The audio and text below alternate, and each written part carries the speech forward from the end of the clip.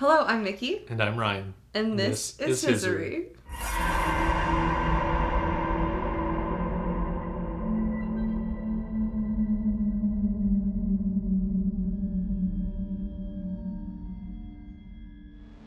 We grew up watching paranormal investigators like Zach Bagans on Ghost Adventures, Ryan and Shane on Unsolved or Ghost Files, and Sam and Colby on YouTube.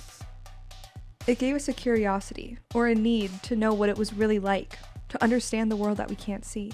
The semi-casual investigations, people just trying to connect to those who are no longer around, or something we just can't understand yet. All throughout history, different cultures have believed in the paranormal, divine gods, spirits, aliens, shaman, witchcraft, and divination, just to name a few.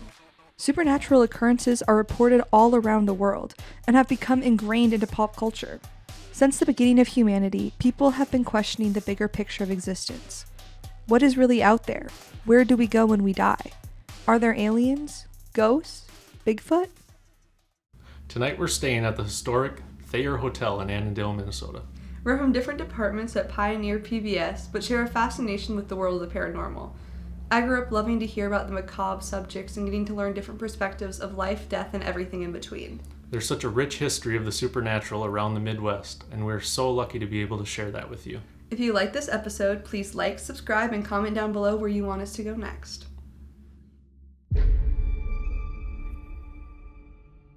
I mean, every room has a story to it. Like, there's great history here in and of itself. But when you add on the haunted history, I mean, it's a storyline that never ends. I've never seen a ghost, but you hear all sorts of strange noises.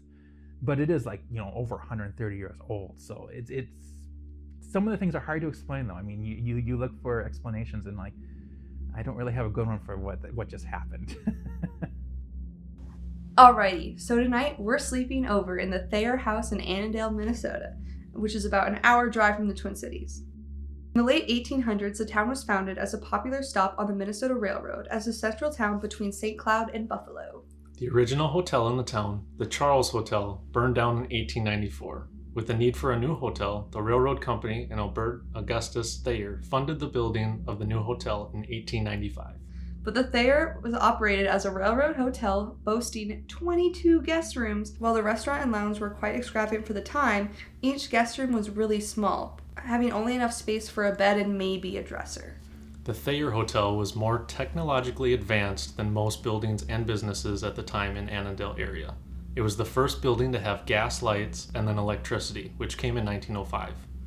The Thayer was so respected that when Al Capone couldn't make it to his Clearwater Lake for his hideout, he would rent out the entire third floor of the Thayer for him and his men. By 1976, the shutdown of the railway system took its toll on the town of Annandale, and the hotel was left vacant and had plans to be demolished for a highway to be widened. In a battle to preserve the building, which was led in part by Miss Julia Barkley, the building was put on the National Registry of Historic Places in 1978, effectively preserving it as a historic structure from being destroyed. After that, a group of community members would buy the building for $1 and then put $550,000 in the 1980s to renovate and restore the building, converting the 22 rooms into 12 with more space and private baths. The building would switch hands numerous times from the late 80s until 1993, when the hotel was bought by Sharon Gamble. Gamble ran the Thayer as a world of its own. She started strong with the Hawaiian luau, but then started to clash with some of the townsfolk after hosting a male exotic dancing group, the Chippendales, in town. After the clash, Gamble closed the doors to the public and ran the hotel as a bed and breakfast, only available by reservation. She was the first person to really dive into the paranormal at the Thayer, hosting many seances, tarot card readings, and other paranormal events. Now the premier chef of the Annandale area, Robert Krebsbach, has brought back the historical location with his family. My parents work here, my sisters, and both my brothers, and even my niece at times. So there's all of us are here. It's funny, we moved here in 1985 for this place. We all came back in 2018 to do this place. The Thayer has tours led by Russ and Mark, who have been investigating the hotel for years now. We joined them for one of their tours this evening to get some more of the history and information about the spirits staying at the hotel. Now enjoy as we explore the Thayer. Okay, That it's was supposed cool to do timing. that. Perfect.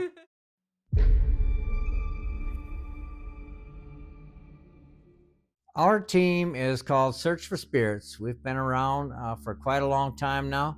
I think dating back to around 2011 or 12. And we started out, as a lot of teams do, we were just kind of experimenting in the paranormal field. But several of my members had had experiences in the paranormal dating way, way back. You know, I would say my experiences start maybe when I was about 6, 7, 8, somewhere in there. I realized that I was having paranormal experiences. And those kind of came and went. But the key is I didn't really understand what that all meant to me until I was older. And actually, I probably was watching ghost hunters on TV, and it just like clicked in my head. I'm like, wait, that's like me. That's who I am. That's what I should be doing. And because I've lived with it in my life and experienced it in so many different ways, I knew that I wanted to follow that path. And so I created the team in 2012.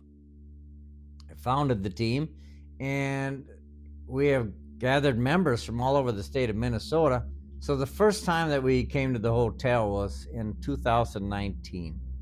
And it wasn't just too long after Bob and Colleen had purchased the place. And we knew a mutual person that invited us here. So it really worked out good. And we just kind of stepped into our visit here and our investigation of the place via a friend of the family that we each knew. We came here at the time, a lot of different types of paranormal shows were doing the 48-hour lockdowns. That was getting quite popular. And so we decided to do a 48-hour lockdown here, where we had a weird experience with something physical dissolving from a physical state, moving, and then becoming physical again. In this case, we had gotten a room and put our stuff in it, and then we commenced to putting out the equipment. And on the second floor was where our room was on the far end. And Mark was staying in that room. And while I was working on the third floor, way in the front of the building here, and I had been putting this camera up, the tripod, all this business, getting the wires hooked up, all of a sudden I realized I was standing on something. And I lifted my foot up and I looked down and I saw what looked like a necklace. I picked it up and I realized that I had a rosary in my hands. And I said, well, I don't know where this came from all of a sudden. I thought maybe I just didn't realize it was there. So I had one of the investigators take that rosary downstairs to where Mark was interviewing Colleen at the time. And I said, just get this in the lost and found, because if somebody loses a rosary, they're going to come back to get it. So that investigator is handing that to Colleen to put in the lost and found. My lead investigator, Mark, sees it and says, where did you get that? And she says, well, Russ found it on the third floor up in the front of the building there in the hallway. And he says, well, that sure looks a lot like mine. We all, like 5 of us, we're all like up to the second floor, down the hallway all the way to the end of the hotel. He takes his key out and opens the door because the door was locked. We go inside. He's got a little rucksack there, opens the zipper on the top, and inside of that there's another zipper he opens. He reaches inside that pocket and there's no rosary in there. Where are we going, Mickey? Honeymoon suite. Oh, okay, so we're about to go to the honeymoon suite and hear some stories down there. Sometimes the batteries are just goofy. Or sometimes things just be messing with it.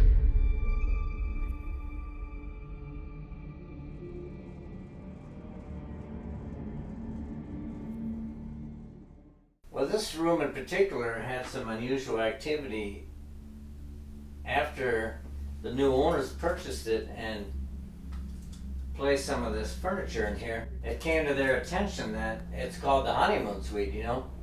And so a lot of times it'd be young couples or even older couples, whatever, that would stay here And on frequent occasion, they would hear them arguing in here, or they would get in such a argument that they would leave the hotel. They wouldn't stay the night. And that was kind of concerning to the owners. So the first time Mark and I came here, we were asked if we would take a look and see if we could figure out why this room was so troublesome. It just said together. Together? Nice.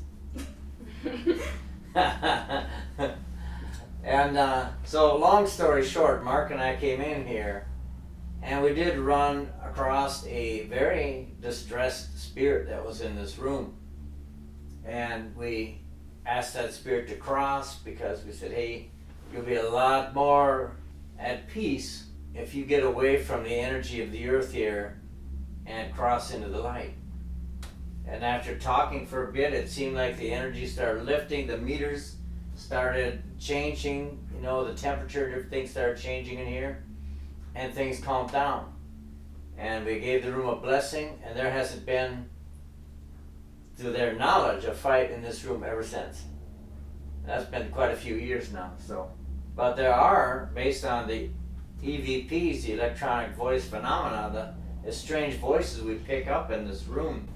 There's a variety of spirits that come in and out and will utilize this room. So one of my favorite things that happened in this room, it's been quite a few months now, but I was standing right here and my tour group was in this room and this door slammed right in my face. Oh. And so the great thing about that was, so it slammed like really loud. Mm-hmm. But the funny thing is, the guy that was standing right by the door was trying to get out, and he's like rattling the doorknob, and he's getting like more and more frantic because it doesn't open easily. Even now. Yeah, it still doesn't But open. when I opened the door, all their faces were like, and I'm like, you know what the bummer about that was I didn't get to see your faces when it happened. But the entire time we've been here, we jammed the door up here and it never shuts. You know, it's pretty solid.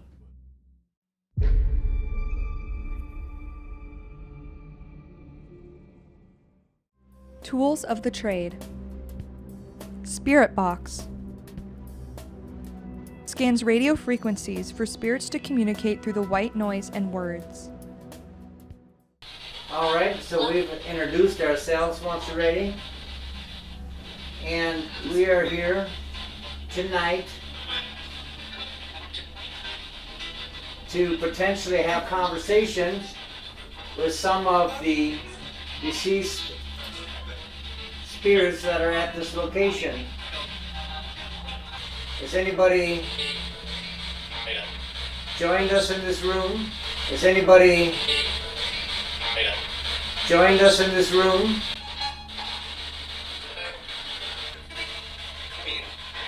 Colleen?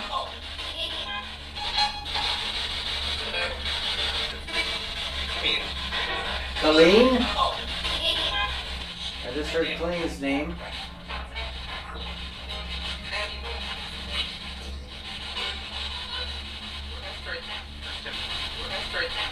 We're desperate. Why are you desperate?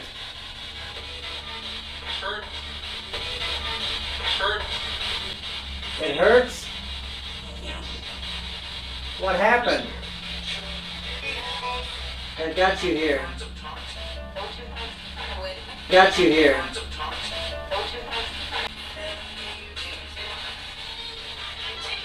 It's really cooking.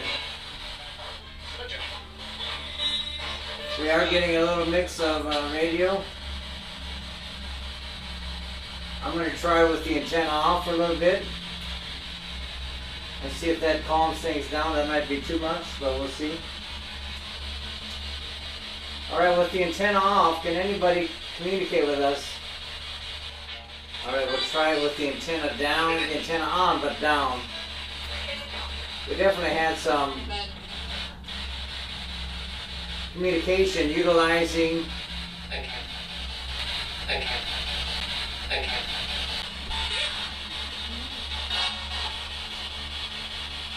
Do you remember us?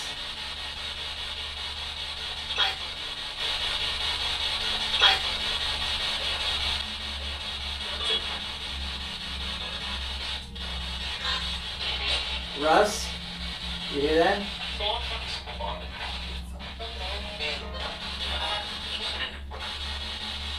Hopefully, your memory of us is a good memory.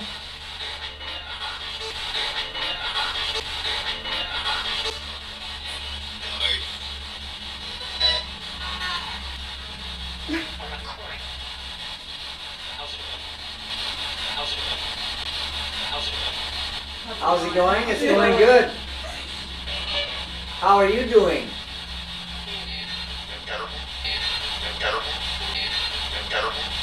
Terrible? I'm terrible.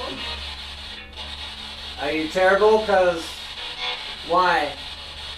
Is there something you're waiting for?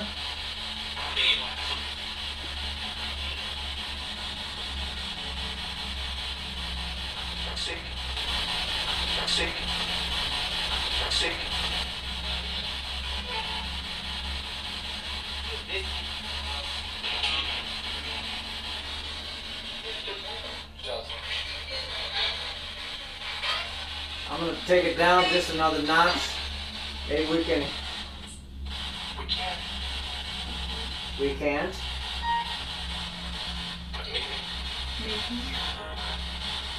Mickey? No, me, not Mickey. I hope somebody. Is there a particular room you want us to sleep in?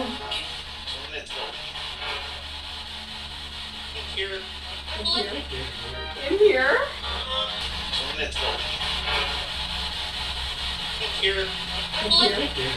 In here?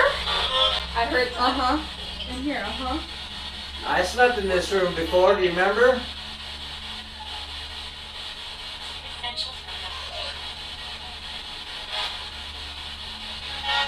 What's the name of the fella that visited with me the last time I was here?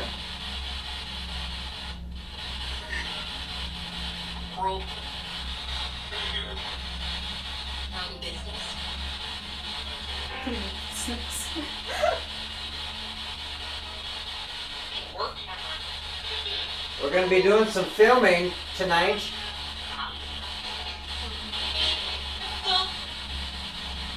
Might be on...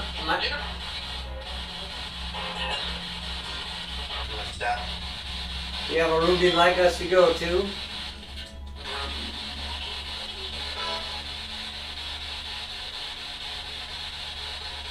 Do you want us to stay on the second floor?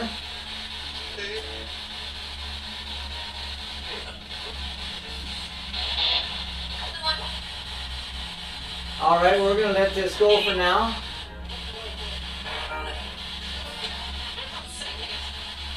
We're going to try a couple devices tonight, and we welcome you to communicate through any of the devices we use.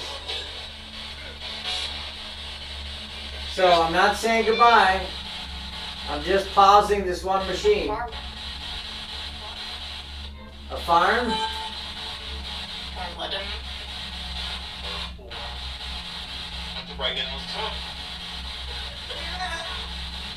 I keep hearing like female giggling on there too.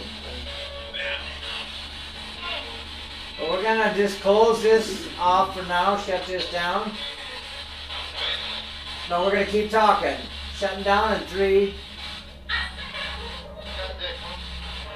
2, 1. So yeah, being close to the cities and all these radio channels, I mean, we get quite a fluctuation of voices and vocals. Mm-hmm. But that being said, I mean, I definitely heard some potential responses coming out of there.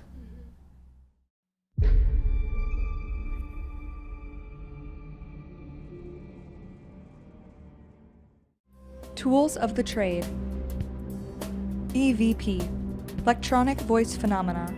Sounds of spirits picked up on electronic audio recorder. KM class system. Class 1, direct response. Class 2, general statement. Class 3, sound. So one night we were sitting in the other room, and years ago when we first started coming here, there was these big black leather chairs out there, and we would sit out there till late at night, you know. And Colleen and Mark and I don't know who else was there, but Mark was a little curious because there's a story that Al Capone used to rent the entire third floor and do business, maybe have some ladies up there. I don't know what they all did. But so Mark's like, you know, we've never asked. We should ask. So we ended up asking, is Al Capone here? And if you listen real carefully, I'm going to play a little EVP for you about what sounds like a man saying, yes, I am.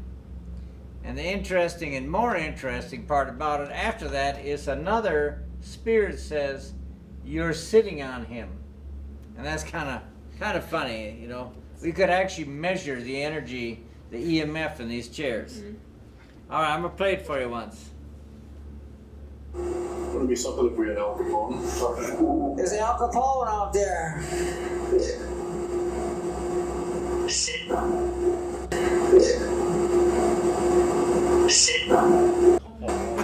Would it be something if we had Al Capone? There's Al Capone out there. Shit.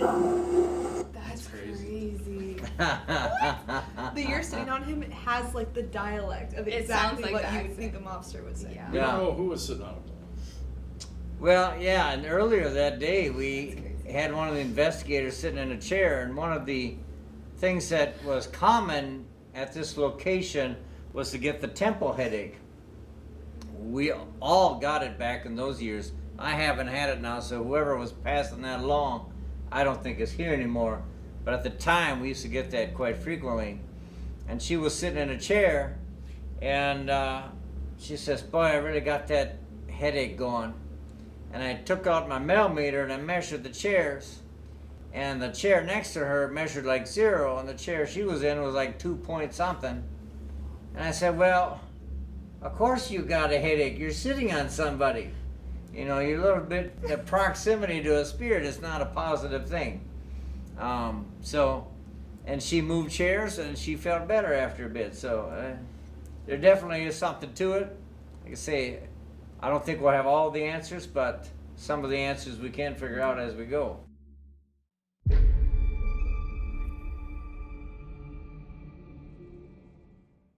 Now, do I believe? I believe in the fact that they have been working with me for several years. I do have deceased people that come to me for information as far as they feel stuck, they want to move on. That's why I feel they come to me.